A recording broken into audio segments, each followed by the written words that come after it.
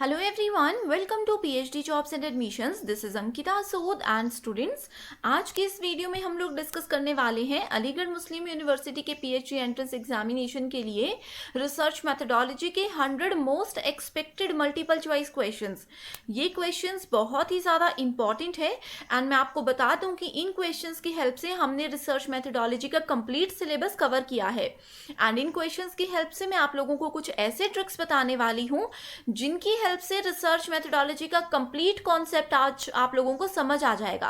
अगर आप लोगों को रिसर्च के बारे में बिल्कुल भी नहीं पता, कोई आइडिया नहीं है इसके टाइप्स और किसी भी चीज़ को लेकर के, तो मैं आपको गारंटी के साथ बोल सकती हूँ कि ये वीडियो लेक्चर अगर आप लोग अच्छे से एंड तक देखते हो तो आप लोगों का हर एक डाउट आज क्लियर होने वाला है. तो अच्छे से इस वीडियो को देखिएगा. एंड इसके साथ ही स्टूडेंट्स एक इंपॉर्टेंट इन्फॉर्मेशन मैं आपको ये देना चाहती हूँ कि आप सभी को पता होना चाहिए कि इस यूनिवर्सिटी के एंट्रेंस एग्जामिनेशन का शेड्यूल जो है वो रिलीज कर दिया गया है. कौन से डिपार्टमेंट का, कौन से फैकल्टी का एग्जाम किस डेट में होने वाला है, ये ऑफिशियल नोटिफिकेशन आ गई है. अगर आप लोगों को इसके बारे में अभी तक नहीं पता तो डिस्क्रिप्शन बॉक्स में मैं एक लिंक ऐड कर दूंगी, आप लोग वहां पे जा करके इसको अच्छे से देख सकते हो. ठीक है. एंड इस एंट्रेंस एग्जाम में आपके पेपर पैटर्न को 2 सेक्शंस में डिवाइड किया जाएगा, that is section A and section B. Section B जो होता है ये होता है हमारा subject centric and section A जो होता है ये होता है हर एक फैकल्टी, हर एक स्टूडेंट के लिए कॉमन. इसमें रिसर्च मैथोडोलॉजी से 40 क्वेश्चंस पूछे जाते हैं. यहाँ पे एक थोड़ा सा चेंज ये है कि जितनी भी फैकल्टीज़ हैं अलीगढ़ मुस्लिम यूनिवर्सिटीज़ की, हर एक फैकल्टी के लिए रिसर्च मेथोडोलॉजी का डिफरेंट सिलेबस होता है. थोड़े थोड़े से डिफरेंसेस होते हैं, बाकी मेन पॉइंट्स जो है वो सेम ही रहते हैं.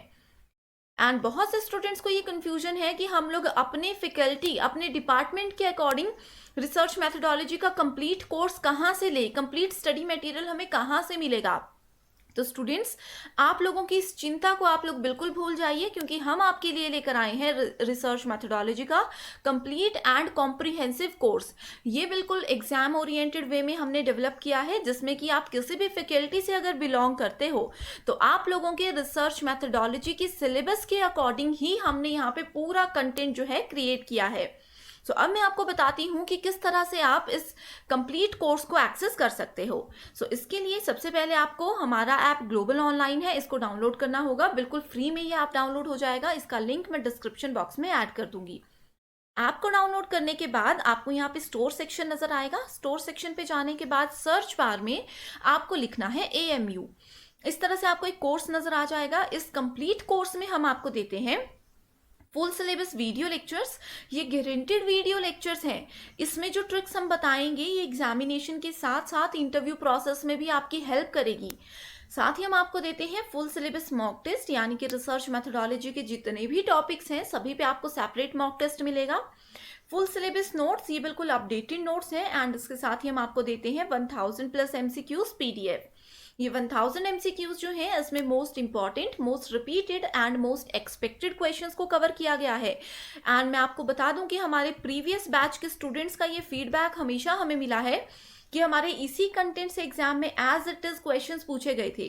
टोटल 40 क्वेश्चंस होते हैं, तो 25 to 30 क्वेश्चंस जो हैं हमारे इसी कंटेंट से एज इट इज पूछे गए थे एंड इसी के बेसिस पे उनका PhD में सिलेक्शन हुआ है. तो आप लोग भी जल्दी से इस कोर्स को एक्सेस कर सकते हो. इसके लिए आप लोग स्क्रीन पर दिए गए नंबर पर व्हाट्सएप के थ्रू कॉन्टैक्ट भी कर सकते हो. इस कंप्लीट कोर्स की फी है सिर्फ और सिर्फ 599. तो सिर्फ ये फी दे करके आप अपना एक ड्रीम जो है JRF का, ठीक है, ये पूरा कर सकते हो. साथ ही यहाँ पे आप देख सकते हो ओवरव्यू में आप लोगों को इस कोर्स की पूरी जानकारी मिल जाएगी.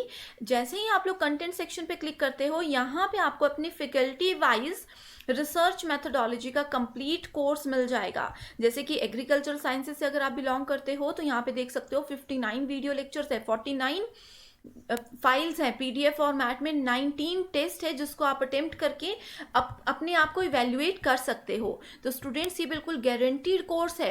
अगर आने वाले 20 दिनों में भी, अभी सिर्फ 20 दिन बाकी एग्जाम में, अगर इन 20 दिनों में भी आप हमारे कंटेंट को फॉलो करते हो, हमारे ट्रिक्स को फॉलो करते हो, तो डेफिनेटली आप अपना PhD का ड्रीम पूरा कर सकते हो. अगर आपको अभी भी इस कोर्स को एक्सेस करने में किसी भी तरह की प्रॉब्लम है तो या आप हमें कमेंट करके पूछ सकते हो या फिर स्क्रीन पर दिए गए नंबर पर व्हाट्सएप के थ्रू आप लोग कॉन्टैक्ट कर सकते हो. जल्दी से इस कोर्स को आप ज्वाइन कर लीजिए. तो चलिए शुरू करते हैं। हमारा आज का पहला क्वेश्चन है, the depth of any research can be judged by. So अब जैसे पीएचडी है, पीएचडी में हम लोगों को रिसर्च करनी होती है, ठीक है। सो एक रिसर्च की डेप्थ जो होती है, इस रिसर्च की जो गहराई होती है, उसको किसके द्वारा जज किया जाता है, कैसे जज किया जाता है, उसको कैसे अंदाजा लगाया जाता है। टाइटल ऑफ द रिसर्च, जो भी हमारा रिसर्च है उसके टाइटल से, रिसर्च के ऑब्जेक्टिव से, total expenditure of the research या फिर ड्यूरेशन ऑफ द रिसर्च। तो बहुत इजी क्वेश्चन है एंड ये प्रीवियस ईयर क्वेश्चन है, मैं आप लोगों को बता दूं, ठीक है। सो यहाँ पे हमारा राइट आंसर होगा option number 2, that is objectives of the research. तो हमारे रिसर्च का जो भी हम लोग करने वाले हैं उसका क्या ऑब्जेक्टिव है, क्या हमारा मेन एम है, क्यों हम रिसर्च कर रहे हैं। अगर ये पॉइंट सॉलिड होगा, ये पॉइंट हमारा ऐसा होगा जो कि जनरल पब्लिक चाहती है, तो हमारे इसी बेसिस पे हम लोग अपने रिसर्च को जज कर सकते हैं। सेकंड क्वेश्चन है, a detailed description of methodology of research is requires in. So जो रिसर्च में डिटेल्ड डिस्क्रिप्शन होता है, जो भी हम लोग रिसर्च कर रहे हैं उसके बारे में जो भी डिटेल्ड डिस्क्रिप्शन हम देते हैं वो कहाँ पे देते हैं, उस चीज़ को क्या बोला जाता है। Thesis, dissertation, symposium, workshop, seminar या पेपर आर्टिकल, सेमिनार पेपर या फिर आर्टिकल, या फिर कॉन्फ्रेंस एंड सेमिनार पेपर्स। सो आप लोगों को मैं बता दूं, ये हम लोग जैसे रिसर्च में अपना पूरी रिसर्च रिपोर्ट देते हैं ना, फाइनल जो हमें सबमिट करवाना होता है, उसी के अंदर ये एक पेज होता है जिसमें कि हम लोग अपने रिसर्च के बारे में कि हम क्या करने वाले हैं, कहाँ से हमें इसके बारे में पता लगा, डिटेल डिस्क्रिप्शन देते हैं अपने रिसर्च के बारे में। इस चीज़ को बोला जाता है थीसिस या फिर डिसर्टेशन। नेक्स्ट क्वेश्चन है, बिब्लियोग्राफी मीन्स। सो जो रिसर्च रिपोर्ट होती है उसमें बिब्लियोग्राफी का एक मेन रोल होता है, ठीक है। विदाउट बिब्लियोग्राफी हम लोगों की रिसर्च जो है वो सक्सेसफुल नहीं हो सकती। सो इसका क्या मतलब होता है, ये एक फुटनोट होता है, कोटेशंस होते हैं, list of referred books, research papers etcetera, या फिर किसी की बायोग्राफी। सो यहाँ पे मैं आपको बता दूं, बिब्लियोग्राफी होता है कि हमने अपनी रिसर्च में किसी बुक की अगर हेल्प ली है, किसी ऑथर के किसी आर्टिकल की हेल्प ली है, ठीक है, किसी का कोई प्रीवियस रिसर्च का रिजल्ट है, उससे अगर हम लोगों ने कोई हेल्प ली है, तो उन सब चीज़ों को हमें मेंशन करना होता है बिब्लियोग्राफी सेक्शन के अंदर। सो इसका राइट आंसर है ऑप्शन नंबर 3। एंड मैं आप लोगों को बता दूं कि बिब्लियोग्राफी हमें क्यों हेल्प करता है। अब जैसे मान लीजिए कि फ्यूचर में कोई और पर्सन है जो कि सेम टॉपिक पे रिसर्च करने वाला है, तो उसको हमारी बिब्लियोग्राफी से ही एक आइडिया मिल जाएगा कि हमने कौन कौन सी रेफरेंस बुक्स को यूज़ किया था, कहाँ कहाँ से हमने आर्टिकल्स पढ़े थे। तो आगे जो रिसर्च कोई करना चाहता है उन लोगों के लिए भी इसमें बहुत हेल्प हो जाती है, ठीक है। सो आई होप ये कॉन्सेप्ट आप लोगों का क्लियर हो चुका है। नेक्स्ट क्वेश्चन है, which of the following options are the main task of research in modern society. So modern society में रिसर्च का मेन टास्क क्या होता है, to keep pace with the advancement in the knowledge, यानी कि अपने ज्ञान का, अपने नॉलेज को एडवांस करना, टू डिस्कवर न्यू थिंग्स, नई नई चीज़ों की खोज करना, to write a critic of the earlier writings, यानी कि जो पहले किसी ने राइटिंग्स लिखी हैं, जो पहले किसी रिसर्चर ने किसी टॉपिक के बारे में लिखा है, उस चीज़ की आलोचना करना, उस चीज़ को क्रिटिक करना, ठीक है। लास्ट ऑप्शन है, to systematically examine and critically analyse the investigations sources with objectivity, ठीक है। सिस्टमैटिकली जो भी इन्वेस्टिगेशंस हैं उन सब चीज़ों को एग्जामिन करना, एनालाइज करना, क्या ये मॉडर्न सोसाइटी के रिसर्च का मेन टास्क होता है। सो यहाँ पे देखते हैं, हमारा राइट आंसर है option number 1, that is 1, 2 and 4, ठीक है। सो किसी भी रिसर्चर ने जो पहले लिखा है, पहले सॉल्यूशन दिया है, उस चीज़ को हम क्रिटिक नहीं कर सकते, उस चीज़ की हम आलोचना नहीं कर सकते। तो ये ऑप्शन इनकरेक्ट है, बाकी तीनों के तीनों ऑप्शंस बिल्कुल करेक्ट हैं। नेक्स्ट क्वेश्चन है, a researcher wants to study the future of any political party in India for the study which tool is most appropriate for him. कोई रिसर्चर है ए, वो किसी भी पॉलिटिकल पार्टी, मान लीजिए एबीसी नाम की कोई पॉलिटिकल पार्टी है, उसके बारे में रिसर्च करना चाहता है कि इस पार्टी का फ्यूचर क्या होगा, क्या लोग इसको पसंद कर रहे हैं या नहीं कर रहे हैं। इस तरह का कोई सर्वे अगर करना चाहते हैं तो वो उस रिसर्चर को कौन सा मेथड यूज़ करना चाहिए। इंटरव्यू, शेड्यूल, क्वेश्चनियर या फिर ऑल ऑफ दी अबव। तो इस तरह के क्वेश्चंस जो होते हैं, अब जैसे लोग उसको पसंद कर रहे हैं पार्टी, पॉलिटिकल पार्टी को, या नहीं पसंद कर रहे हैं, ये जानने के लिए हमें क्या करना होगा, हमें लोगों के बीच जा करके उनके पॉइंट ऑफ व्यू देखने होंगे। तो इसीलिए यहाँ पे हम यूज करते हैं क्वेश्चनियर्स, लोगों से क्वेश्चन पूछते हैं कि अगर कोई बोलता है कि यस हम इस पॉलिटिकल पार्टी को सपोर्ट करते हैं, तो इससे हमें पता चलेगा कि उनका फ्यूचर अच्छा है। अगर कोई सपोर्ट नहीं करता तो हम रीजन भी पूछ सकते हैं क्यों वो सपोर्ट नहीं करते। ठीक है, तो ये सब चीजें क्वेश्चनियर्स के अंदर आती हैं। नेक्स्ट क्वेश्चन है, if a researcher is studying the effect of using laptops in his classroom to ascertain their merit and worth, he is likely conducting which type of research. ठीक है, सो यहाँ पे बोला गया है कि एक रिसर्चर है, वो क्लासरूम में लैपटॉप यूज करने के मेरिट्स एंड वर्थ के ऊपर डिस्कशन करना चाहता है, उसके ऊपर रिसर्च करना चाहता है। तो वो कौन से टाइप की रिसर्च को यूज करेंगे, फंडामेंटल, अप्लाइड, एक्शन या फिर इवेल्युएशन। तो स्टूडेंट्स, प्रीवियस लेक्चर जो हमारा लेक्चर नंबर 3 था, जिसमें कि मैंने टाइप्स ऑफ रिसर्च से रिलेटेड क्वेश्चंस कवर करवाए थे, अगर आप लोगों ने वो वीडियो अभी तक नहीं देखी है तो आप लोग उसको अच्छे से देख लीजिए। उसमें मैंने आप लोगों को डिटेल में बताया है हर एक टाइप को। एंड अगर आप लोगों ने हमारा पेड कोर्स ज्वाइन किया है, ठीक है, ये जो मैं आपको कोर्स बता रही हूँ, अगर आपने ये कोर्स ज्वाइन किया है तो हर एक चीज़ की आप लोगों को डिटेल्ड एक्सप्लेनेशन हमारे ऐप पे मिल जाएगी। ठीक है, थ्योरी लेक्चर्स में मिल जाएंगे एंड एमसीक्यूज भी मिल जाएंगे। तो यहाँ पे इस तरह के अगर होता है जहाँ पे एक रिसर्चर इफेक्ट देखना चाहता है किसी पर्टिकुलर चीज़ को यूज़ करने में, तो यहाँ पे इवेल्युएशन रिसर्च यूज़ होता है। यानी कि हम क्या कर रहे हैं, उस पर्सन को इवेल्युएट कर रहे हैं। जैसे मान लीजिए स्टूडेंट ए एंड बी है, स्टूडेंट लैपटॉप यूज करता है, स्टूडेंट बी लैपटॉप यूज नहीं करता है क्लासरूम में, तो हम उनको इवैल्यूएट कर रहे हैं कि दोनों की परफॉर्मेंस में क्या फर्क है, दोनों के नॉलेज लेवल में क्या फर्क है। ठीक है, नेक्स्ट क्वेश्चन है, action research means. Action research का क्या मतलब होता है, ये एक लॉन्गिट्यूडनल रिसर्च है, ये एक अप्लाइड रिसर्च है, research initiated to solve an immediate problem, या फिर a research with socio economic objectives. So इसका राइट आंसर है option number 3, that is a research initiated to solve an immediate problem. So action research, immediately कहीं पे भी अगर हम लोगों को एक्शन लेना होता है, जैसे कि मान लीजिए स्कूल है, स्कूल में कोई भी प्रॉब्लम आ गई, बच्चे आपस में लड़ गए, कोई बच्चा बीमार हो गया, तो इमीडिएट हमें उस प्रॉब्लम का सॉल्यूशन लेना होता है, इमीडिएटली हमें एक्शन लेना होता है। तो इसीलिए इस जगह पे हम लोग एक्शन रिसर्च का यूज करते हैं। एंड स्टूडेंट्स, मान लीजिए कि अगर ये वाला ऑप्शन हमारे पास नहीं होता, ठीक है, तो हमारा right answer option number B भी हो सकता था, क्योंकि action research and applied research जो है ये कहीं ना कहीं एक दूसरे के साथ रिलेटेड है। नेक्स्ट क्वेश्चन है, which of the following options most appropriately explains research ethics. Ethics का मतलब होता है नैतिकता।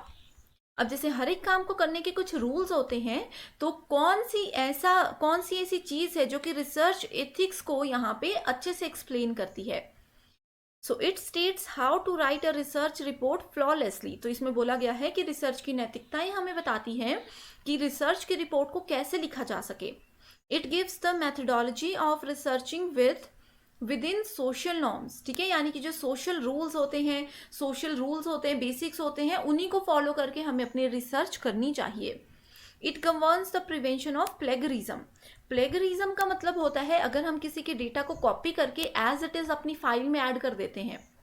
ठीक है, प्लेगरिज्म का डुप्लीकेसी से मतलब होता है। ठीक है, तो ये बोलता है हमें कि रिसर्च एथिक्स बोलते हैं कि हमें डुप्लीकेसी यानी कि हमें प्लेगरिज्म को प्रिवेंट करना चाहिए। नेक्स्ट है, it provides a common set of dos and don'ts of conducting an ethical research. So research ethics हमें बताते हैं कि रिसर्च के दौरान हमें क्या करना चाहिए, क्या नहीं करना चाहिए। ठीक है, सो यहाँ पे हमारा राइट आंसर है ऑप्शन नंबर 4। ठीक है, ये है, अगर ऑप्शन नंबर 4 इधर नहीं होता तो ऑप्शन नंबर 3 भी राइट आंसर हो सकता था। रिसर्च एथिक्स, रिसर्च की नैतिकताएं हमें हमेशा बताती हैं कि हमें कभी भी किसी पर्सन का डेटा जो है यूज नहीं करना चाहिए। किसी ने रिसर्च की है, उसका डेटा यूज नहीं करना चाहिए। अगर करते भी हैं तो उस पर्सन को बताना चाहिए एंड अपनी रिपोर्ट में उसको वहां पे क्रेडिट देना चाहिए कि ये पर्सन की इस आर्टिकल से हमने ये पर्टिकुलर टॉपिक देखा था, तो ये इस चीज का क्रेडिट हम उनको देते हैं। ठीक है, नेक्स्ट क्वेश्चन है, which of the following should you think about when preparing your research. ठीक है। सो कौन सी चीज़ों पे आपको फोकस करना चाहिए जब आप रिसर्च करते हो? Your sample frame and sampling strategy, ethical issues that might arise, negotiating access to the setting and all of the above. तो राइट आंसर है ऑप्शन नंबर 4। ठीक है। सो ये सब चीज़ें हैं जिन पे हमें फोकस करना चाहिए रिसर्च के दौरान। नेक्स्ट क्वेश्चन है, what is the purpose of conclusion in a research report? So research की रिपोर्ट होती है जो कि मैंडेटरी होती है। ठीक है। उसके जो कंक्लूजन पार्ट है उसमें हमें क्या ऐड करना चाहिए, क्या इसका पर्पस होता है? It explains how concepts were operationally defined and measures. ठीक है। ये बताता है कि जो भी कॉन्सेप्ट्स है उसको किस तरह से डिफाइन और मेजर हमने किया है। It contains a useful review of the relevant literature. जिस टॉपिक पे हम रिसर्च कर रहे हैं, सेम टॉपिक पे अगर किसी ने रिसर्च की है उसका जो रिव्यू है क्या वो हम कंक्लूजन में ऐड करते हैं। It outlines the methodological procedures that were employed. It summarises the key findings in relationship to the research questions. तो कंक्लूजन का मतलब आपको पता ही है कि पूरे प्रोसेस में हमने क्या किया, उसका फाइनल आउटकम, फाइनल रिजल्ट। तो यहाँ पे राइट आंसर है ऑप्शन नंबर 4 कि जो भी हमारी की फाइंडिंग्स थी उस चीज को समराइज करके यहाँ पे प्रेजेंट किया जाता है। नेक्स्ट क्वेश्चन है, which of the following is not a type of qualitative interview? So qualitative, ठीक है, दो टाइप की चीजें होती है, qualitative and quantitative. So qualitative interview में कौन सा टाइप नहीं है? इसका राइट आंसर है option number 3, that is structured interview. Next question है, the two important components of research responsibility are sincerity in work and avoiding what? ठीक है। सो रिसर्च में दो चीजें इंपॉर्टेंट होती है, एक तो अपने काम को सिंसियरिटी से करना एंड किस चीज को अवॉइड करना, plagiarism, duplicacy, writing a thesis, research techniques, confidentiality. So अभी मैंने आपको बताया इसका राइट आंसर होगा ऑप्शन नंबर 1 कि हमेशा हमें डुप्लीकेसी को अवॉइड करना चाहिए। नेक्स्ट क्वेश्चन है, which of the following is the first step in starting the research process? ये मैंने अपने फर्स्ट लेक्चर में आपको बताया है। रिसर्च स्टेप जब करते हैं, रिसर्च को जब स्टार्ट करते हैं तो पहला स्टेप होता है कि हमें प्रॉब्लम के बारे में पता होना चाहिए। अगर हम लोगों को प्रॉब्लम पता होगी तभी तो हम लोग उसके सॉल्यूशन ढूंढेंगे। ठीक है। सॉल्यूशन ढूंढने के लिए तभी तो हम लोग रिसर्च करेंगे। ठीक है। तो सबसे पहले प्रॉब्लम पता होनी चाहिए। नेक्स्ट क्वेश्चन है, what do you mean by synopsis of a research project? So research में जैसे कि मैंने आपको बताया था, सिनॉप्सिस हो गई, बिब्लियोग्राफी होगी, ये बहुत इंपॉर्टेंट होते हैं। तो सिनॉप्सिस का मतलब होता है यहाँ पे summary of findings of the research, यानी कि जो भी हमने अपना पूरी रिसर्च में फाइंड आउट किया है उस चीज की एक समरी यहाँ पे हम ऐड करते हैं। ठीक है। नेक्स्ट क्वेश्चन है हमारे पास, the scope of violating research ethics is considered to be relevant in respect of which of the following stages in the research study? ठीक है। सो शोध अध्ययन में कौन से चरण से संबंध में अनुसंधान नैतिकता के उल्लंघन के दायरे को प्रासंगिक माना जाता है, यानी कि रिसर्च एथिक्स को वायलेट करने के लिए यहाँ पे कौन से स्टेटमेंट्स इन्वॉल्व हैं। कंफ्यूज नहीं होना है, अगर आपको रिसर्च एथिक्स दिख गया इसका मतलब है कि स्टेटमेंट में यही पूछा है। ठीक है। सो यहाँ पे इसका राइट आंसर है option number 4, that is D and E. In defining a research population and method of the sampling, reporting the research findings and using the same as a basis of policy formulation. Next question है, plagiarism in researches. Plagiarism का मतलब duplicacy. अब इसका answer आप लोग फटाफट से बताइए मुझे, क्या होता है? क्रिएटिव, अपने प्रीवियस डेटा का यूज करना, copying essential information and making use of it, quoting someone and citing him और her, referring to previous data and working over it with new objective. बहुत इजी क्वेश्चन है, इसका right answer है option number 2। ठीक है। Next question है, in which of the following there is considerable scope for violation of research ethics? So ये जो question number 15 था सेम ही तरह का क्वेश्चन है, बस थोड़ा सा डिफरेंस है। तो आप लोगों को ये क्वेश्चन मैंने इसलिए ऐड किए हैं ताकि आप लोगों को एक आइडिया हो जाए कि एक ही टाइप के क्वेश्चन को किस तरह से घुमा के एग्जाम में पूछा जाता है। अगर आपको रिसर्च एथिक्स पता है, सब कुछ पता है कि इसके अंदर क्या क्या चीज़ें आती हैं, तो आप लोग अच्छे से इन क्वेश्चंस को सॉल्व कर सकते हो। ठीक है। तो फिर कुछ भी स्टेटमेंट दे दें, आपको मीनिंग पता है तो आप आंसर कर सकते हो। जिसका राइट आंसर है option number 3, that is B, D and E. ठीक है। Next question again research ethics से है. Research ethics and its observance are necessary for the interest of credibility and quality of the research. And इस चीज का यहाँ पे reason बताया गया है. The policy making bodies have to be accountable for pursuing research with an eye on promoting excellence. यानी कि इसमें बोला गया है कि जो रिसर्च एथिक्स होते हैं एंड जिसके ऑब्जर्वेंस होते हैं ये नेसेसरी होते हैं अपनी रिसर्च की क्वालिटी को एनहांस करने में. ये असर्शन में बोला गया है एंड इसका कारण ये बताया गया है कि जो पॉलिसी मेकिंग बॉडीज होती है उनका ध्यान रिसर्च के साथ साथ एक्सेलेंस को प्रमोट करने पे भी होता है. सो यहाँ पे राइट आंसर है option number A, that is दोनों ही स्टेटमेंट्स करेक्ट है एंड आर जो है ये स्टेटमेंट ए का बिल्कुल करेक्ट एक्सप्लेनेशन है, करेक्ट रीजन है. नेक्स्ट क्वेश्चन है which of the following not support practice of ethics in research. So यहाँ पे नॉट पे फोकस करना है. ठीक है, स्टेटमेंट्स है यहाँ पे. राइट आंसर पे जाते हैं directly. Option number 3 that is disclosing the data subsets. ठीक है, यहाँ पे आप लोग देख सकते हो बाकी की तीनों चीजें जो है ये रिसर्च एथिक्स में होती हैं. नॉट पूछा है. ठीक है, सो डिस्क्लोजिंग जो भी हमारा डेटा है, किसी पर्टिकुलर पर्सन का डेटा है, उस चीज को हम डिस्क्लोज नहीं कर सकते. अपनी जो फाइंडिंग्स है उसका खुलासा हम पब्लिकली नहीं कर सकते. नेक्स्ट क्वेश्चन है using someone else research without due acknowledgement is called. Without किसी को बताए हम लोग उसका डेटा अगर यूज करते हैं. देखो स्टूडेंट्स, अभी तक आप देख सकते हो सेम ही तरह का चौथा क्वेश्चन है ये मैंने क्यों ऐड किए हैं ताकि आप लोगों को पता चले. यहाँ पे राइट आंसर तो पता ही होगा आप लोगों को कि प्लेगरिज्म है.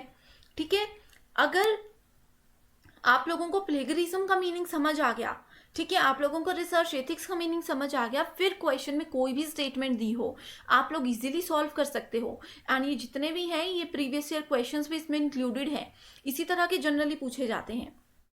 नेक्स्ट है एक्शन रिसर्च मीन्स.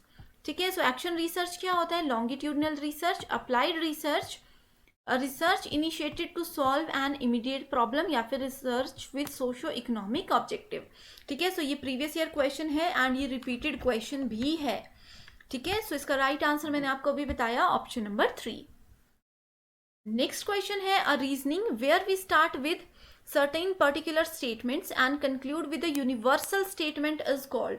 ये है रीजनिंग. हमारे पास रिसर्च में रीजनिंग होती है. ठीक है, उसमें से डायरेक्ट डेफिनेशन दी गई है कि अगर हम लोग पर्टिकुलर स्टेटमेंट से स्टार्ट करते हैं एंड उसके यूनिवर्सल स्टेटमेंट पे जाकर के कंक्लूड होते हैं, रुकते हैं, तो उसको बोला जाता है इंडक्टिव रीजनिंग. ठीक है, इंडक्टिव का मतलब होता है नीचे लेवल से ऊपर के लेवल पे जाना.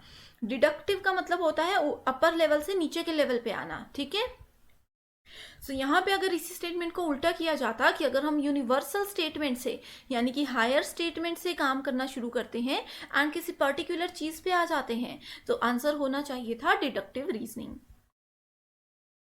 नेक्स्ट क्वेश्चन है in the process of conducting research formulation of hypothesis is followed by. ठीक है, सो यहाँ पे डायरेक्ट क्वेश्चन पूछा गया है कि हाइपोथेसिस का मतलब होता है अनुमान लगाना. बहुत बार ऐसा होता है ना कि हम लोग किसी प्रॉब्लम में फंस जाते हैं, उस प्रॉब्लम के सॉल्यूशन ढूंढने के लिए हम बहुत से गेस करते हैं कि अगर ये करूं तो क्या मैं बाहर निकलूंगी इस प्रॉब्लम से, या फिर दूसरा स्टेप काम करेगा, दूसरा हमारा तरीका काम करेगा. तो हाइपोथेसिस होता है परिकल्पना करना या फिर अनुमान लगाना. ठीक है, सो फॉर्मुलेशन ऑफ हाइपोथेसिस जो है उसको किसके बाद फॉलो किया जाता है? So process of conducting is followed by. ठीक है, यहाँ पे यही बोला है कि फॉर्मुलेशन ऑफ हाइपोथेसिस इनमें से किस स्टेप के बाद हम यूज करते हैं. सो राइट आंसर है option number 3 that is selection of test tools. तो पहले हम टेस्ट टूल्स को सिलेक्ट करते हैं, उसके बाद हम लोग हाइपोथेसिस का फॉर्मुलेशन यानी कि उसका जनरेशन करते हैं. नेक्स्ट क्वेश्चन है a research paper is a brief report of research work based on. ठीक है, सो रिसर्च पेपर में हम ब्रीफ रिपोर्ट बताते हैं अपने रिसर्च वर्क की, जो कि किस पे फोकस करता है? हमेशा ये फोकस करता है प्राइमरी एंड सेकेंडरी डेटा पे. सो प्राइमरी डेटा होता है जैसे न्यूज़ है, ठीक है, न्यूज़ पेपर है, ये सब चीज़ें आती है प्राइमरी डेटा. ठीक है, अब जैसे न्यूज़ चैनल वाले हैं डायरेक्टली वो क्या करते हैं, जिस जगह पे कोई मान लीजिए कोई प्रॉब्लम हुई है, जिस जगह पे वो न्यूज़ रिकॉर्ड करना चाहते हैं वो खुद जाते हैं वहाँ पे. ठीक है, तो इसीलिए ये होता है प्राइमरी डेटा, यानी कि वो डायरेक्ट इंफॉर्मेशन कलेक्ट करते हैं. सेकेंडरी डेटा क्या होता है? सेकेंडरी डेटा होता है जैसे कि बुक्स हो गई, बुक किसी और ने लिखी है, हम उसको पढ़ रहे हैं, तो ये सेकेंडरी डेटा है, ठीक है। नेक्स्ट है, what type of sample involves some form of random selection so that every member of the sampling frame has an equal non-zero chance of being included in the sample, ठीक है। तो sampling है ये topic. आप लोग हमारे PhD channel जिस पे आप ये वीडियो देख रहे हो, इसी चैनल पे जा करके देख सकते हो, किसी भी यूनिवर्सिटी पे, ठीक है। हमने सैम्पलिंग पे वीडियो बनाई है, डिस्क्रिप्शन बॉक्स में भी मैं लिंक ऐड कर दूंगी। सैम्पलिंग पे 2 वीडियोस हैं, उसको जरूर देखिएगा, ठीक है। सो यहाँ पे बोला गया है सैम्पलिंग का वो कौन सा टाइप है जिसमें रेंडमली हम लोगों को सेलेक्ट करते हैं। सो जहाँ पे रेंडम सिलेक्शन की बात आ गई, वहां पे डायरेक्टली हम प्रोबेबिलिटी सैम्पलिंग की बात करते हैं। नेक्स्ट क्वेश्चन है, a researcher intends to explore the effect of possible factors for the organisation of effective mid day meal. अगर आप लोगों ने मेरा प्रीवियस लेक्चर नंबर 3 देखा है तो आप लोगों को इसका आंसर पता होगा कि जहां पे भी मिड डे मील इंटरवेंशन की बात होती है, यानी कि मिड डे मील से रिलेटेड प्रॉब्लम कोई हो चुकी है, ठीक है, एक रिसर्चर ने इसके बारे में सर्वे करना है कि ये प्रॉब्लम क्यों हुई, तो उसके लिए हम यूज करते हैं एक्स पोस्ट फैक्टो मेथड। यानी कि प्रॉब्लम ऑलरेडी हो चुकी है, प्रॉब्लम होने के बाद एक रिसर्चर को पता लगता है, ठीक है। तो प्रॉब्लम होने के बाद अगर हमें उसके बारे में पता लगे और फिर हम उसका सॉल्यूशन ढूंढें, उस चीज को एक्स पोस्ट फैक्टो बोला जाता है। बाकी के जो मेथड्स हैं इनको मैंने प्रीवियस लेक्चर में डिटेल में डिस्कस किया है, आप लोग देख सकते हो, डिस्क्रिप्शन बॉक्स में लिंक ऐड कर दूंगी। नेक्स्ट है, arrange the steps of research process sequentially. So research में कुछ स्टेप्स होते हैं जिसको हमें फॉलो करना होता है। तो सबसे पहले हमें क्या पता होना चाहिए? मैंने आपको बताया है कि हमें प्रॉब्लम के बारे में पता होना चाहिए। सो सबसे पहले डी है, तो राइट आंसर होगा हमारे पास ऑप्शन नंबर, यहाँ पे भी डी है, ठीक है, ऑप्शन नंबर 2। सो सबसे पहले हम लोगों को प्रॉब्लम के बारे में पता होना चाहिए, उसके बाद हम अनुमान लगाएंगे, उसके बाद हम टूल्स को कंस्ट्रक्ट करेंगे एंड देन उसी के अकॉर्डिंग डेटा को कलेक्ट करेंगे ताकि हम सॉल्यूशन तक पहुंच जाएं। नेक्स्ट क्वेश्चन है, इन qualitative research paradigm which of the following features में बी कंसीडर्ड क्रिटिकल। तो किन चीजों को यहाँ पे क्रिटिकल माना गया है? Data collection with standardise tool, research tools, directly हम आंसर पे जाते हैं। सो राइट आंसर है option number 3, that is data collection with bottom up empirical evidences, ठीक है। सो यहाँ पे आप लोग देख सकते हो, क्वालिटेटिव रिसर्च की जब हम बात करते हैं तो वो हमेशा बॉटम अप एविडेंसेस पे काम करता है, ये हमेशा क्वालिटी पे फोकस करता है। इसके नाम से पता चल रहा है कि चाहे एक ही प्रोडक्ट है हमारे पास, लेकिन वो बेस्ट क्वालिटी होना चाहिए। ऐसा नहीं होना चाहिए कि 10 प्रोडक्ट है, किसी की भी क्वालिटी अच्छी नहीं है, ठीक है। नेक्स्ट क्वेश्चन है, the main objective of experimental researches. Experimental research क्या होता है? जिसमें हम एक्सपेरिमेंट करते हैं, कई एक्सपेरिमेंट हमारे सक्सेसफुल होते हैं, कई गलत भी हो जाते हैं, ठीक है। सो इसका मेन ऑब्जेक्टिव है to identify the casual relationship between the variables. 2 चीजें हैं, ये दोनों कैसे एक दूसरे के साथ रिलेटेड है, ये चीजें एक्सपेरिमेंटल रिसर्च के द्वारा बताई जाती हैं। लीगल रिसर्च मीन्स, लीगल चीजें जो होती हैं ये कोर्ट वगैरह से रिलेटेड होती हैं, ठीक है। सो यहाँ पे लीगल रिसर्च का मतलब है केयरफुल एंड क्रिटिकल इंक्वायरी और इन्वेस्टिगेशन। नेक्स्ट क्वेश्चन है, origin of hypothesis lies in. So अनुमान जो लगाते हैं हम, उसका ओरिजिन कहाँ से आता है? राइट आंसर है ऑप्शन नंबर 4 कि हमें बैकग्राउंड नॉलेज होना चाहिए। अब कोई टॉपिक है या फिर कोई प्रॉब्लम है जिसमें हम लोग फंस चुके हैं, ठीक है, इस प्रॉब्लम से हमें बाहर निकलने के लिए अनुमान लगाना है, गेस करना है। तो हम गेस भी तभी कर पाएंगे ना अगर हम लोगों को इस प्रॉब्लम के बारे में, इस टॉपिक के बारे में कुछ नॉलेज होगा। तो बैकग्राउंड नॉलेज जितना ज्यादा होगा उतने अच्छे से हम लोग हाइपोथेसिस यानी कि अनुमान या परिकल्पना कर सकते हैं। नेक्स्ट क्वेश्चन है, which of the following are the characteristics of qualitative research paradigm. तो क्वालिटेटिव एंड क्वांटिटेटिव बहुत इंपॉर्टेंट है। सो इसके कैरेक्टरिस्टिक्स यहाँ पे कौन कौन से हैं? राइट आंसर है option number 3, that is A, C and D only, ठीक है, and D only, right. Next question है, snowball sampling is. Snowball sampling क्या होता है? सैम्पलिंग का ये टाइप होता है, ठीक है। इसका राइट आंसर है ऑप्शन नंबर 3, ठीक है, जो कि एक चेन रेफरल पे काम करता है, एक दूसरे के साथ इस तरह से अगर वेरिएबल्स कनेक्टेड हैं, सैंपल्स कनेक्टेड हैं, तो इस चीज को हम स्नोबॉल सैम्पलिंग बोलते हैं, ठीक है। लिंक डिस्क्रिप्शन बॉक्स में मिल जाएगा, आप लोग सैम्पलिंग वहां से चेक कर सकते हो। एंड मैं आपको बता दूं कि सैम्पलिंग चेक करने से पहले आप लोग अपना रिसर्च मेथोडोलॉजी का पेपर 1 का जो सिलेबस है वो देख लीजिए। अगर आपके फैकल्टी में सैम्पलिंग इंक्लूडेड है तो ही आप इन चीज़ों को देखिएगा। तो इसीलिए सबसे पहले मैं यही सजेस्ट करूंगी कि आप लोग अच्छे से अपना सिलेबस देख लीजिए, हो सके तो उसको प्रिंट करके अपने सामने रख लीजिए, ठीक है।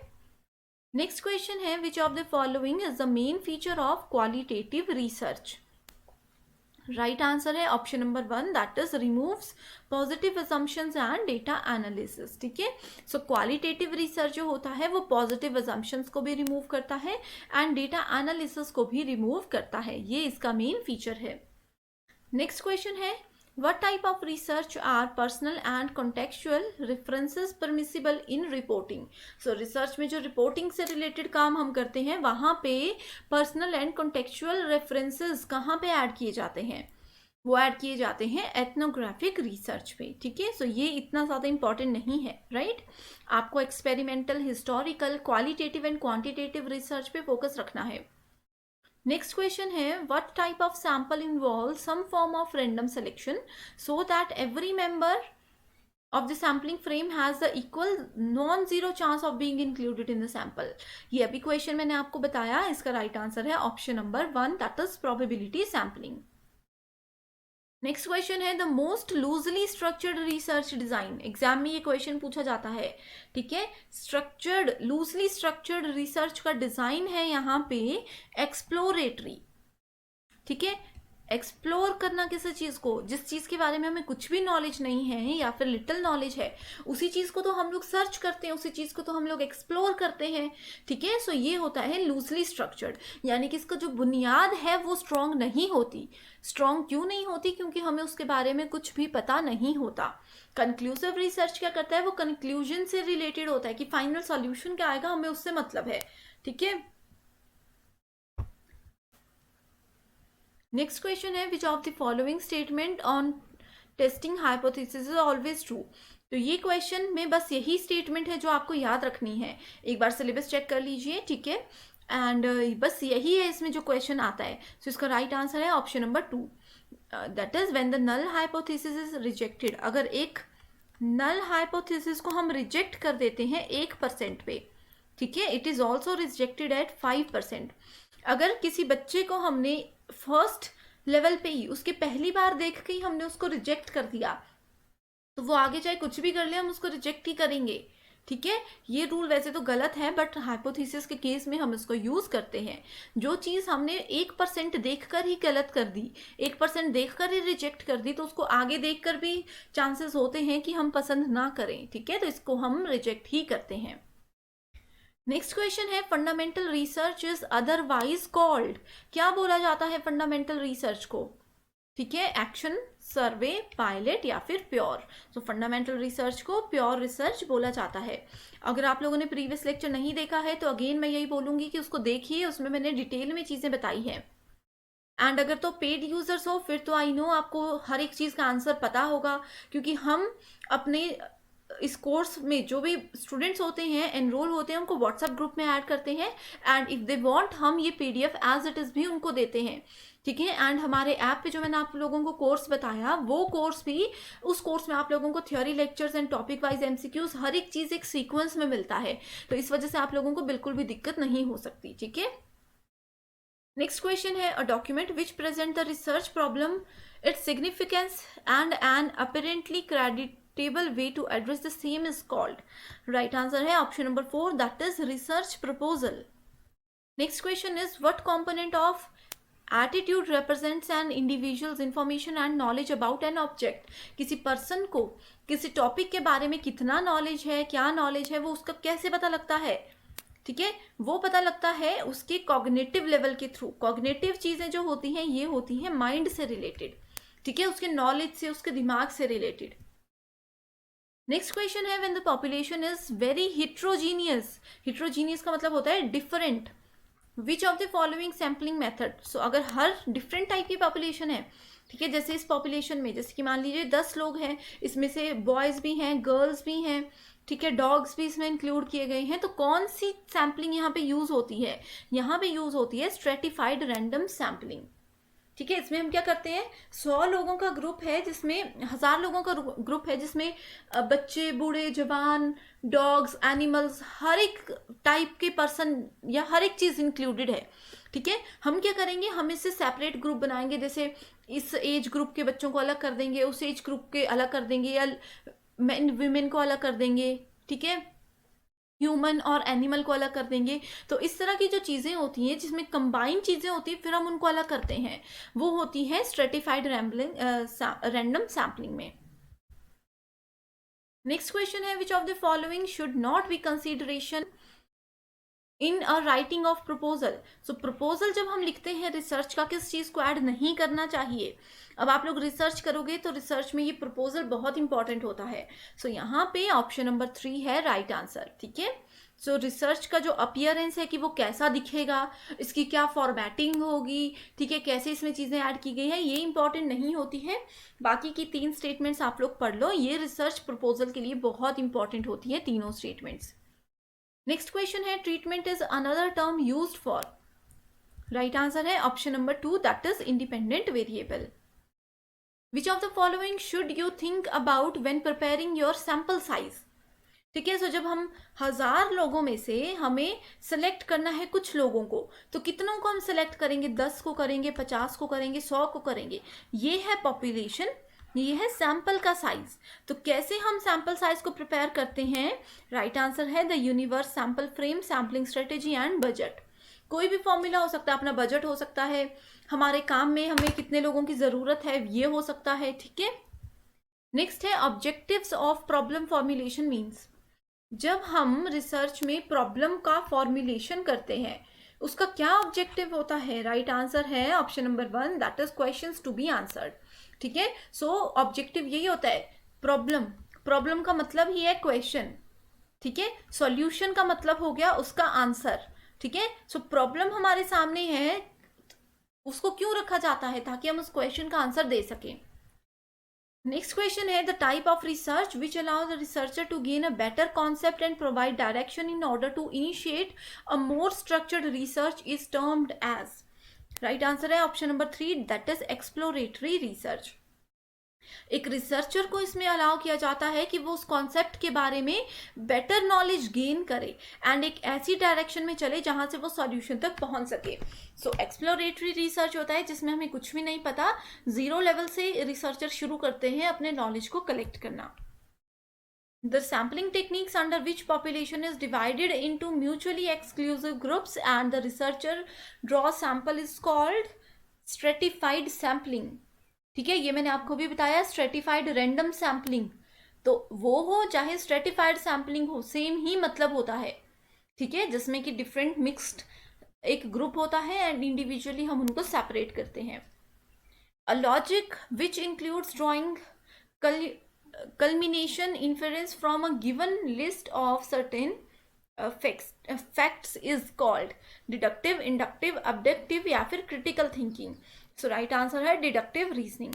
मैं आपको बता दूं कि एग्जाम में अगर इस तरह का क्वेश्चन आता है तो आपने ये 2 ऑप्शंस को नहीं देखना, आपने सिर्फ ये 2 ऑप्शंस पे फोकस रखना, इन्हीं में से कोई आंसर होगा। ठीक है, different conditions that prevail in research study under which experimental and control groups are put are called. ठीक है, सो जहाँ पे एक्सपेरिमेंट किए जाते हैं, एक्सपेरिमेंटल एंड कंट्रोल ग्रुप्स को इकट्ठा रखा जाता है। ठीक है, किसी रिसर्च स्टडी के लिए उस चीज को बोला जाता है ट्रीटमेंट। राइट, ट्रीटमेंट से रिलेटेड ये दूसरा क्वेश्चन है जो कि बहुत ही ज्यादा इंपॉर्टेंट है। हमारा अगला क्वेश्चन है, a statement about the magnitude, trend and behaviour of a population under study is called. ठीक है, तो यहाँ पे एक स्टडी के अंदर अगर हम लोग पॉपुलेशन का ट्रेंड या बिहेवियर देखना चाहते हैं तो उस चीज को क्या बोला जाता है, राइट आंसर है option number 3, that is descriptive hypothesis.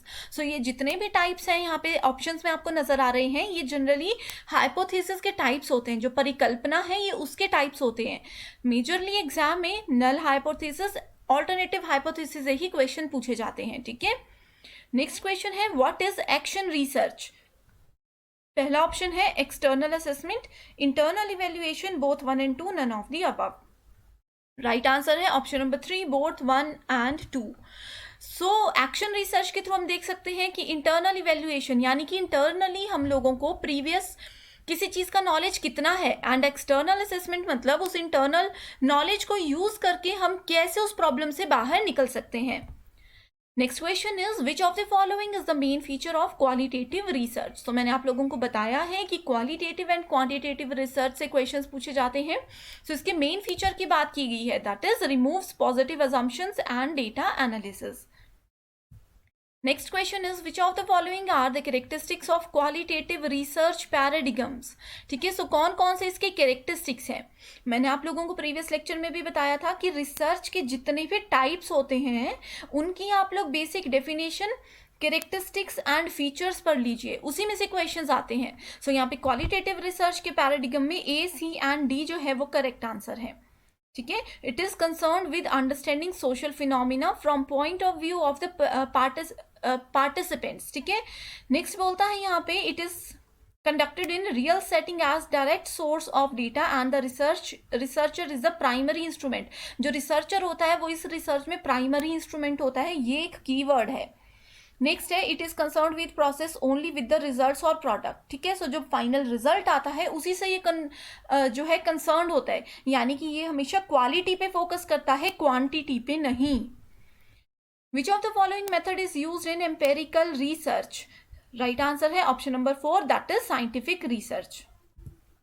Next question है in which research method it is neither possible nor desirable to change the independent variable and control the extinct variable. So right answer is option number 1, that is experimental research. Next question is main objective of research. Research का main objective क्या होता है? To discover new facts और to make fresh interpretation of known facts. मैं आप लोगों को बता दूं कि इस तरह के क्वेश्चंस में क्या होता है, स्टूडेंट्स कंफ्यूज होते हैं।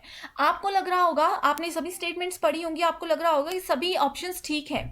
ठीक है, कि जो जिस चीज़ के बारे में हमें पता है उस चीज़ को समराइज करना और अच्छे से बताना, रिव्यू, लिटरेचर का रिव्यू करना, एकेडमिक डिग्री लेने के लिए रिसर्च करना, लेकिन मेजर यहाँ पे राइट आंसर है option number 4। Next question is research क्या होता है? ठीक है, राइट आंसर है यहाँ पे ऑप्शन नंबर 1 कि एक साइंटिफिक वे में काम करना जिससे कि हम लोग उस प्रॉब्लम के सॉल्यूशन तक पहुंच सकें, प्रॉब्लम की सच्चाई, उसके ट्रुथ तक हम लोग पहुंच सकें। नेक्स्ट क्वेश्चन है a common test in research demands much priority on. ठीक है, सो रिसर्च में जो कॉमन टेस्ट होता है उसमें प्रायोरिटी, यानी कि इसमें प्राथमिकता किसको दी जाती है? इसमें दी जाती है objectivity, usability and reliability. And मैं आप लोगों को बता दूं कि ये 3 चीजें जो है ये रिसर्च के फीचर्स में भी हम इसको काउंट कर सकते हैं। Next question is which of the following statement is correct.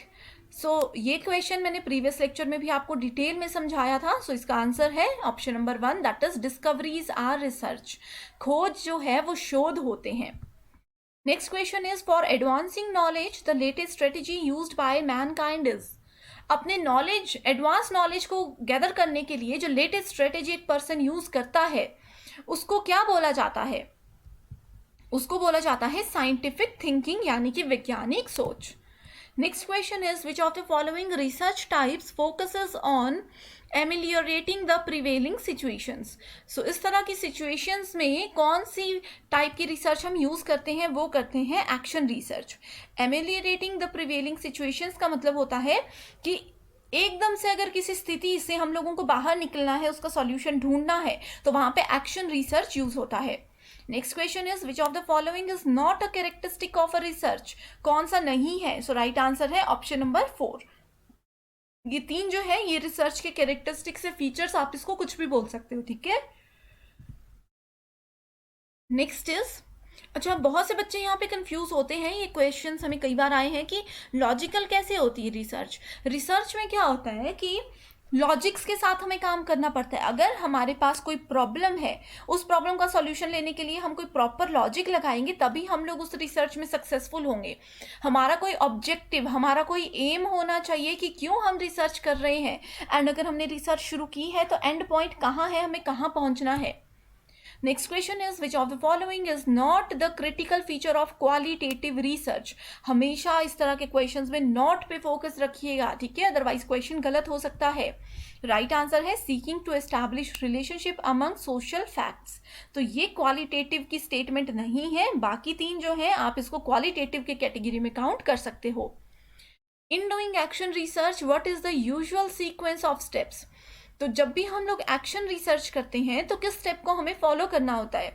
सबसे पहले हम लोगों को प्लानिंग करनी होती है, ठीक है, उसके बाद उस प्लानिंग पे एक्ट करना शुरू कर, जैसे हम होते हैं ना कहीं जाने तो हम पहले प्लानिंग करते हैं, फिर उस पर एक्ट करना, उस पर काम करना शुरू करते हैं, फिर उसको ऑब्जर्व करते हैं कि जो हमने एक्टिंग की, जो हमने एक्ट किया था, जो हमारी प्लानिंग थी वो ठीक है या नहीं है, तो वो ठीक हुई है या नहीं, उसका आंसर हमें रिफ्लेक्शन उसका कब मिलेगा, जब वो फाइनल आउटपुट आ जाएगी। तो plan, act, observe and reflect, यहाँ पे आप इस साइकिल को भी फॉलो कर सकते हो। Next question is what do you consider as main aim of interdisciplinary research. अंतर अनुशासनात्मक अनुसंधान का मुख्य एम, उद्देश्य क्या होता है। राइट आंसर है option number 1, that is to bring out holistic approach to research. Next question is one of the main aim of the scientific method. तो यहाँ पे साइंटिफिक मेथड का एम पूछा गया है। साइंटिफिक मेथड के थ्रू हम क्या कर सकते हैं, हम लोग एलिमिनेट करते हैं फॉल्स रिलेशनशिप को। साइंस में अगर जो भी रिसर्च करते हैं उसमें क्या करते हैं, हम ट्रू या फॉल्स बताते हैं कि ये ऐसा काम कर रहा है, ये काम करेगा आगे या नहीं करेगा। तो एलिमिनेट करना होता है जब भी किसी चीज़ के बीच में फॉल्स रिलेशनशिप, तो वहाँ पे साइंटिफिक मेथड यूज होता है। Next question is research can be conducted by a person who. कौन रिसर्च कर सकता है, a person who possesses thinking and reasoning ability. जो पर्सन लगता है कि अगर आपको लगता है कि हाँ मैं सोच सकता हूँ, अगर कोई प्रॉब्लम मेरे आगे रखो तो मैं अपने माइंड को एक्टिवली यूज करके सोच सकता हूँ इसका क्या सोल्यूशन होगा। जरूरी नहीं है कि हमारे हर सोल्यूशन सक्सेसफुल हो, कोई फेल भी हो सकते हैं, लेकिन फिर भी यहाँ पे एक अलग से स्टेटमेंट इसकी दी गई है।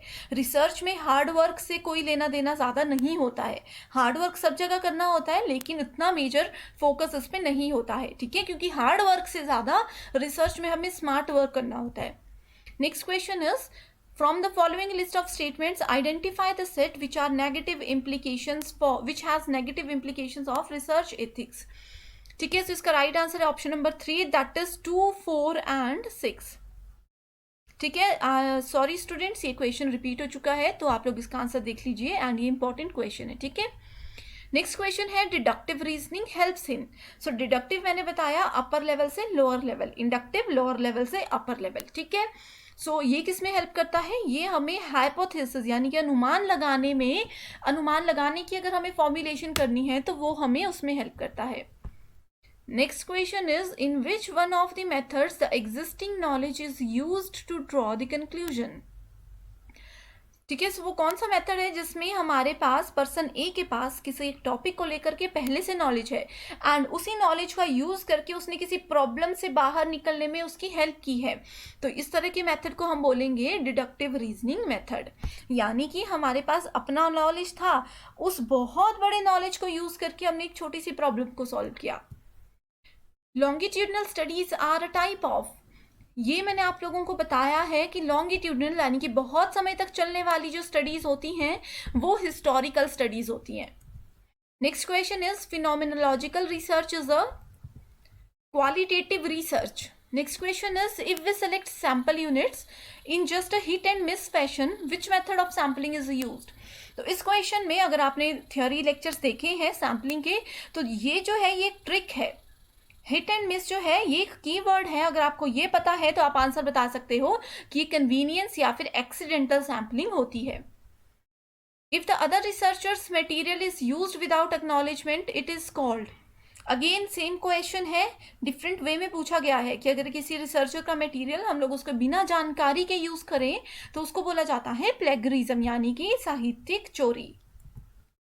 Research based on experiment and observation, ये भी एक कीवर्ड है। जिस भी रिसर्च में एक्सपेरिमेंट और ऑब्जर्वेशन की बात की होगी वो होता है एम्पेरिकल रिसर्च। ठीक है, अब इस तरह में अब आप लोग बोलोगे कि हमारे डिफरेंट फैकल्टीज़ हैं, हम सबका रिसर्च मैथडोलॉजी का डिफरेंट जो सिलेबस है, तो ये क्वेश्चंस तो कॉमन है सबके लिए।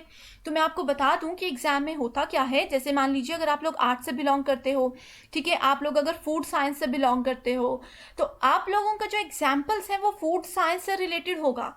आर्ट्स वालों के एग्जाम्पल आर्ट्स से रिलेटेड होंगे, लेकिन ये जो कुछ टर्म्स होती हैं ये हमेशा कॉमन रहती हैं, ये कीवर्ड्स आपको वहाँ पे दिखेंगे एंड उस अकॉर्डिंग ही आप आंसर सेलेक्ट कर सकते हो, ठीक है।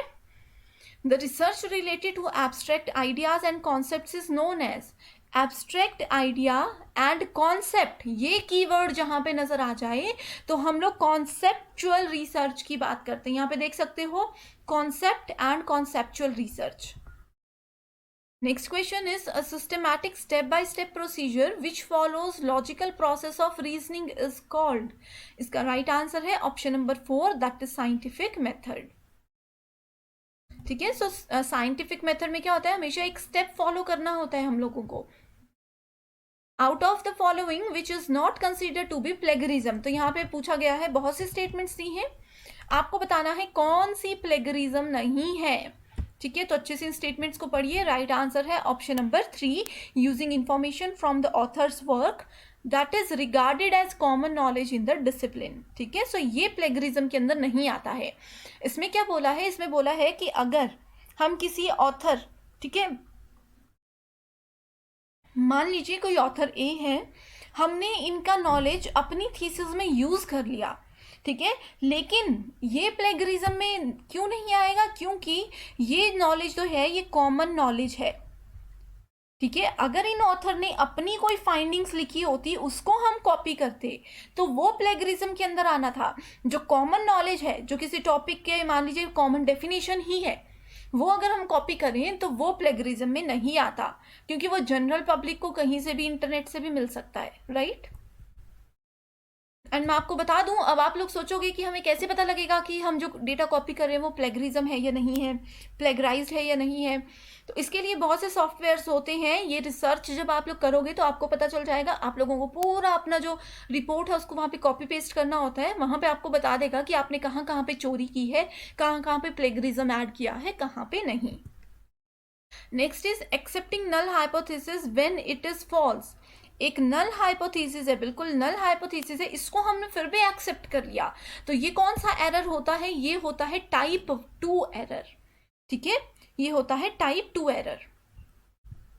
नेक्स्ट, इसमें ये क्वेश्चन भी पूछा जा सकता है, rejecting a null hypothesis when it is true, यानी कि ट्रू था हाइपोथेसिस लेकिन फिर भी हमने इसको रिजेक्ट कर दिया, तो वो टाइप 1 एरर होता है। ठीक है, next question is what is your favourite television programme. तो यहाँ पे आपका फेवरेट टेलीविजन प्रोग्राम नहीं पूछा गया है, यहाँ पे पूछा गया है कि अगर इस तरह का कोई बेसिक क्वेश्चन आपसे पूछे रिसर्च में, या आप किसी से इस तरह का कोई बेसिक क्वेश्चन रिसर्च में पूछते हो, तो वो क्या कहलाता है, उसको बोला जाता है close ended question. Next question is which of the following is not related to qualitative research. Right answer है ऑप्शन नंबर 4, ये क्वालिटेटिव रिसर्च का टाइप नहीं होता है। ठीक है, व्हाट इज क्वांटिटेटिव, आप लोग अच्छे से पढ़िएगा, क्वालिटेटिव लिखा है या क्वांटिटेटिव लिखा है। ठीक है, what is quantitative research called, तो इसका राइट आंसर है option number 3, the sampling procedure in which the population of a city is first divided into homogeneous blocks। तो एक सिटी है, मान लीजिए एक सिटी है, यहाँ पे 1000 पीपल रहते हैं। ठीक है, हमने क्या किया, इस पॉपुलेशन को डिफरेंट सेक्शंस में डिवाइड कर दिया होमोजीनियस ब्लॉक्स में। जैसे कि मान लीजिए हमने 100 के इस तरह से ब्लॉक्स बना दिए। ठीक है, then a random sample is drawn from each block and हर एक ब्लॉक से एक एक पर्सन को हमने रेंडमली सेलेक्ट किया। उस तरह की सैम्पलिंग को क्या बोला जाता है, इस तरह की सैम्पलिंग को बोला जाता है cluster sampling. Next question is arrange the steps involve in writing report. So जब भी हम लोग रिपोर्ट लिखते हैं तो हम लोगों को एक प्रॉपर सीक्वेंस को फॉलो करना होता है, जो हमारी यूनिवर्सिटी हमें देती है, या वो जो जनरल सीक्वेंस होता है। तो इसका राइट आंसर क्या होगा, इसका होगा ऑप्शन नंबर बी। तो सबसे पहले हमें लॉजिकल एनालिसिस करना है सब्जेक्ट मैटर का। ठीक है, उसके बाद प्रिपरेशन करनी है फाइनल आउटलाइन की, उसके बाद हमें रफ ड्राफ्ट को प्रिपेयर करना है, फिर हमें रीराइट करना है उसी ड्राफ्ट को, पॉलिश करना है उसी ड्राफ्ट को, उसके बाद हम फाइनल बिब्लियोग्राफी लिखेंगे एंड देन हम क्या करेंगे, हम लोग फाइनल ड्राफ्ट बना करके उसको सबमिट करेंगे, जो कि एक पूरी रिपोर्ट कहलाती है। ठीक है, नेक्स्ट क्वेश्चन है identify the characteristics of qualitative research from the following. So qualitative research के अगेन यहाँ पे कैरेक्टरिस्टिक्स से क्वेश्चंस पूछे गए हैं। मैं आपको यही सजेस्ट करूंगी कि जितने भी ऑप्शंस हैं इनको नोट कर लीजिए, ताकि कोई भी कंबाइन करके भी अगर अगली बार क्वेश्चन पूछा जाए तो आपको पता हो कि एग्जैक्टली कौन कौन से कैरेक्टरिस्टिक्स होते हैं। सो राइट आंसर है option number 3, that is A, C and E. So the researcher is immersed in the present और पास्ट सिचुएशन। नेक्स्ट है it develops context bound generalizations, and next है it is an emerging research design. Next question is a report of a quantitative study will not include। so quantitative study में क्या include नहीं किया जाता, इसमें confession यानी कि स्वीकारोक्ति include नहीं की जाती, इसमें measurement, result और validation include की जाती है। Next question is research is a systematic investigation to find answer to a problem. बिल्कुल सही स्टेटमेंट है। ठीक है, एक सिस्टमैटिक वे में हम इन्वेस्टिगेट करते हैं एंड किसी प्रॉब्लम का सॉल्यूशन ढूंढने की कोशिश करते हैं। ये स्टेटमेंट किसने डिफाइन की थी, ये बोला था बर्न्स ने। ठीक है, नेक्स्ट क्वेश्चन है identifying the cause of a problem that and possible solutions to a problem. ठीक है, एक प्रॉब्लम के हम लोग अगर एक प्रॉब्लम की कॉज को, क्यों ये प्रॉब्लम हुई, उसको आइडेंटिफाई करते हैं एंड उसी से रिलेटेड पॉसिबल सॉल्यूशन ढूंढते हैं, तो उसको बोला जाता है। आपको इसका आंसर पता होना चाहिए, अच्छे से क्वेश्चन को देखिए। हम लोग डॉक्टर के पास जाते हैं तो यही चीज़ होती है, हमारे पास हमें कोई बीमारी है, हम डॉक्टर के पास जाएंगे, डॉक्टर क्या करेंगे, पहले उस प्रॉब्लम के कॉज को, वो क्यों हुई उसको आइडेंटिफाई करेंगे, उसके बाद उसका पॉसिबल सॉल्यूशन हमें देंगे। तो इस चीज़ को बोला जाता है study of diagnosis. Next question is an empirically verifiable observation is. एक वेरीफाइड ऑब्जर्वेशन है, उसको बोला जाता है fact. A journalist wanted to record the views of the people on the budget near the market। So एक market है, market के पास एक रिसर्चर है। ठीक है, वो क्या कर रहे हैं, वो लोगों का व्यू जानना चाहते हैं उस मार्केट के बजट के बारे में। तो वो कौन सी सैम्पलिंग यूज करेंगे, वो यूज करेंगे कन्वीनियंस सैम्पलिंग। यानी कि उनको लगा कि अगर मुझे मार्केट में महंगाई बढ़ रही है, घट रही है, लोगों के इसमें क्या व्यूज है, ये पता करना है, तो सबसे अच्छी जगह है मार्केट। अगर मान लीजिए हमें oil prices, petrol diesel prices के बारे में रिसर्च करनी हो कि लोग क्या कहना चाहते हैं, तो हम लोग क्या कहते हैं, यहाँ पे पेट्रोल पंप्स के पास में जाके सैम्पलिंग करेंगे। ठीक है, तो कन्वीनियंस सैम्पलिंग में यही होता है, इसका नाम ये देखो, सुविधा नमूनाकरण, यानी कि अपनी सुविधा के अकॉर्डिंग हम लोग सैंपल कलेक्ट करते हैं। नेक्स्ट है which of the following statement is true for non probability sampling. So आप लोगों को मैं बता दूं कि सैम्पलिंग के 2 टाइप्स होते हैं, प्रोबेबिलिटी एंड नॉन प्रोबेबिलिटी। ठीक है, इसके आगे फर्दर 4 टाइप्स होते हैं, इसके भी 4 टाइप्स होते हैं। तो अगर आपके सिलेबस में है तो डिस्क्रिप्शन में लिंक मिल जाएगा, आप लोग उसको फॉलो कीजिएगा। सो इसका राइट आंसर है option number C, that is items are non randomly selected by the researcher. क्योंकि यहाँ पे नॉन प्रोबेबिलिटी बोला है, इसीलिए नॉन रैंडम। प्रोबेबिलिटी सैम्पलिंग बोला होता तो रैंडम सेलेक्टेड होती यहाँ पे। ठीक है, नेक्स्ट क्वेश्चन है research is a pursuit of trust with the help of study, observation, comparison and experiment, the search for knowledge through objective and systematic method of finding solutions to a problem, it is defined by। तो ये जो पूरी statement है, बहुत basic definition है research की, इसको किसने दिया था, इसको दिया था कोठारी ने। नेक्स्ट क्वेश्चन है which of the following is correct about exploratory research. Exploratory मतलब एक्सप्लोर करना, जिसके बारे में हमें नहीं पता उस चीज को हम एक्सप्लोर करते हैं, खुद से उसको ढूंढने की कोशिश करते हैं। तो उसके करेक्ट स्टेटमेंट क्या है, ये है it is conducted to resolve ambiguity. ठीक है, एम्बिग्विटी का मतलब होता है अस्पष्टता। ठीक है, एक ही बात के कई बार 2 मीनिंग निकलते हैं ना, तो वो एम्बिगुअस होता है। रिसर्च में हमेशा अनएम्बिग्विटी होनी चाहिए। ठीक है, अनएम्बिगुअस का मतलब होता है कि एक बात का एक ही मीनिंग है, वो श्योर है। एक बात के मल्टीपल मीनिंग हो तो हमेशा कंफ्यूजन होता है। ठीक है, नेक्स्ट क्वेश्चन है which one of the following is related to descriptive research. Right answer है research has to use facts और information already available. So descriptive research में हम क्या करते हैं, प्रॉब्लम है एक, उसका सॉल्यूशन ढूंढने की जगह हम उस प्रॉब्लम को डिस्क्राइब करते हैं कि क्यों ये प्रॉब्लम हुई, कैसे ये प्रॉब्लम हुई, कैसे हम उस प्रॉब्लम को सॉल्व कर सकते हैं। जो भी हमारे पास उस रिसर्च या उस प्रॉब्लम से रिलेटेड फैक्ट्स होंगे, इंफॉर्मेशन होगी, उसी को हम डिस्क्राइब करेंगे, लेकिन उसका सॉल्यूशन नहीं देंगे। ठीक है। In the process of developing a research proposal, which one of the following is required? So right answer है plan of investigation. Origin of hypothesis lies in, so origin जो है hypothesis की उत्पत्ति कहाँ से हुई है, इसकी हुई है richness of background knowledge। Repeated question है, एग्जाम में भी बहुत बार पूछा गया है। Which among the following is not a type of probability sampling? तो मैंने आप लोगों को बताया कि सैम्पलिंग होती है probability, non probability, further divide किया जाता है, बस आपको इसमें इतना सा याद रखना है। ठीक है। सो नॉट probability sampling, देखो नॉट टाइप ऑफ प्रोबेबिलिटी का मतलब है यहाँ पे पूछा गया है नॉन प्रोबेबिलिटी सैम्पलिंग। तो इस चीज को अच्छे से देख करके आप देख सकते हो कि राइट आंसर है कोटा सैम्पलिंग। सो कोटा सैम्पलिंग जो है वो नॉन प्रोबेबिलिटी का आता है, बाकी के 3 प्रोबेबिलिटी सैम्पलिंग के टाइप्स हैं। नेक्स्ट क्वेश्चन है x post facto research means. मैंने आप लोगों को बताया कि रिसर्च जो कोई इंसिडेंट होने के बाद की जाती है that is called x post facto.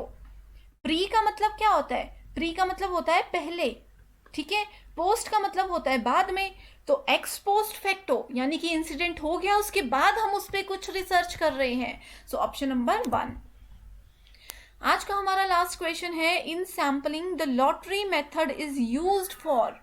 अब हम लोग लॉटरी टर्म सबने सुनी होगी, उसमें क्या होता है, बहुत से एक बड़े बाउल में मान लीजिए चिट्स फेंकी हुई है, रेंडमली हम लोग किसी भी एक चिट को उठा लेंगे, देखेंगे, एक तरह से ये लकी अनलकी वाली बात हम बोल सकते हैं कि जिसका नाम आ गया सो आ गया, इसमें कोई मेजर बात नहीं है। ठीक है। सो इस तरह का जो लॉटरी टाइप मेथड होता है उसको कौन सी सैम्पलिंग बोला जाता है रिसर्च में, इसको बोला जाता है रेंडमाइजेशन। अब आप लोग बोलोगे कि यहाँ पे हम सैम्पलिंग क्यों देख रहे हैं, लॉटरी क्यों देख रहे हैं। होता क्या है, अब जैसे रिसर्च के टाइम पे आप लोगों को किसी प्रॉब्लम के सॉल्यूशन ढूंढने के लिए लोगों के बीच में जाकर के क्वेश्चंस पूछने पड़ सकते हैं। तो 100 लोग हैं, 100 में से आप लोगों को सिर्फ 10 लोगों की इंक्वायरी चाहिए, तो आप किस बेसिस पे इन लोगों को सेलेक्ट करोगे। ठीक है, कुछ भी हो सकता है उनके टैलेंट के बेस पे। अगर आप लोगों को मान लीजिए डांसर्स की लिस्ट चाहिए, उनके व्यूज चाहिए, तो आप डांसर्स को सेलेक्ट करोगे। ठीक है, अगर आपको उनके हाइट वाइज कोई रिसर्च करनी तो आप हाइट वाइज सेलेक्ट करोगे। तो ये डिपेंड करता है हमारे रिसर्च पे, हमारी प्रायोरिटीज पे। ठीक है। तो स्टूडेंट्स ये थे हमारे आज के 100 most important questions. I hope ये क्वेश्चंस आप लोगों को समझ आ गए हैं। अगर किसी भी क्वेश्चन में किसी भी तरह की क्वेरी आपको लगती है तो आप कमेंट करके हमें बता सकते हो। एंड इसके साथ ही मैं फिर से बताती हूँ कि व्हाट्सएप पर आप लोग कॉन्टैक्ट करके हमारा पेड ग्रुप ज्वाइन कर सकते हो। ये बिल्कुल एग्जाम ओरिएंटेड कोर्स हमने बनाया है एंड यहाँ पे आपका टाइम वेस्ट बिल्कुल भी नहीं होगा। आप लोगों का जो सब्जेक्ट है, रिसर्च मैथडोलॉजी का जो सिलेबस है, उस अकॉर्डिंग आपको यहाँ पे रेडीमेड कंटेंट मिलेगा जो कि बिल्कुल गारंटी के साथ हम आपको देते हैं। सो आई होप ये वीडियो आप लोगों के लिए हेल्पफुल रही है। Thank you so much and I wish you all the very best.